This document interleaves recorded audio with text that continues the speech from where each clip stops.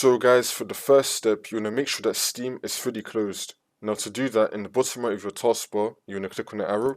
Now you want to find Steam, you want to right click on it, and then click on Exit Steam. This will now fully shut down Steam. And now for the next step, you want to head over to Search and type in Steam.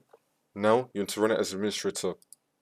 And then click on Yes, which is now going to open up Steam. And now once you're on Steam, you want to find Apex Legends. I don't have it installed, so just imagine that this is Apex Legends. Now once you find Apex Legends, you want to right click on it, and then click on Properties, and then click on Installed Files. Now you want to click on Verify Integrity of Game Files. Wait for this to load. And then once that's been done, you can now launch Apex Legends, and then the problem should be fixed.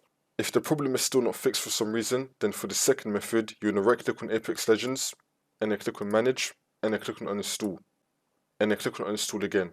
You want to uninstall Apex Legends. Now you just want to reinstall it again, and then this should now fix your problem.